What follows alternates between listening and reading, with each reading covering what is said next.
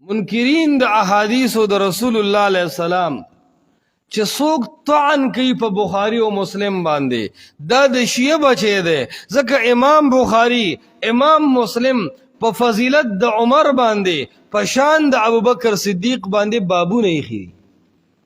که بخاری د شیعهګانو کتاب وي، بخاری او مسلم شریف د شیعهګانو کتاب وي، یا د شیعهګانو لاس دی کتابونو ته رسیدې شوې، نو آیا د سیدنا ابوبکر صدیق رضی الله تعالی عنہ په مناقبو په بخاری کې بابونه لیکل کېدل؟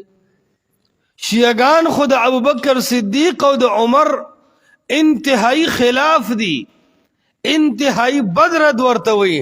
نو په بخاری او مسلم کې خو په فضیلت او په شان د عمر او د صدیق بابونه لیکلي شوي دي، مستقل احادیث پر وړلي شوي دي.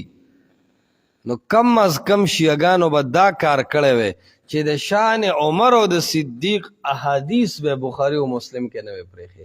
دا د دې دلیل دی چې د اول نه والې تر اخره پورې امام بخاری کتاب د امام مسلم کتاب د شیعهګانو د قدرت او د قبضې نه بهر دی، اور دا امت مسلمه ته پاکه د احادیثو ذخیره ورکړی شوې ده، او په دې طعن کوونکې به یا فرویزه منکر حدیث وي اور یا به د شیعه بچي. اهل سنت کی چا هم په مجموعه د امام بخاری او په مجموعه د امام مسلم طعن نه دی کړی. علمی اختلافات ځان لشي دي او طعن ځان لشي دی.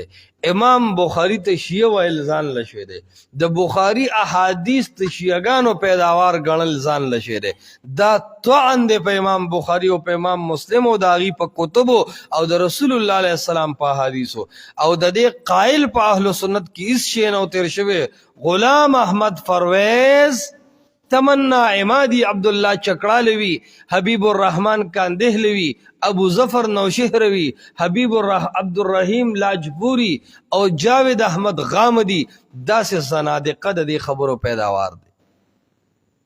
اگی دا خبری کی اہل سنت کې دا طعن سوکم نه برداشت کی او نه چا کړی دی. عرض میں دا کو بخاری او مسلم په شیعه باندې بد لګي ځکه په دې کې شان د عمر او د صدیق ذکر دی، او بخاری او مسلم دا په منکر حدیث باندې بد لګي.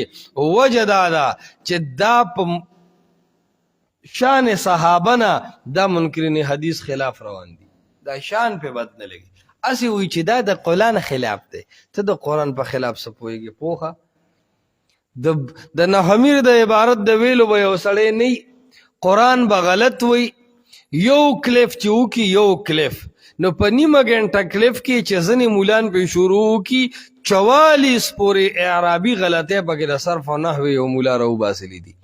علم حال دی دا دی چې لط کوي بخاري نه پوهېدو، مسلم نه پوهېدو، بس ډېر ښه ته پوهېږي. په مشکات ټوله خاشیه تا لیکلې ده.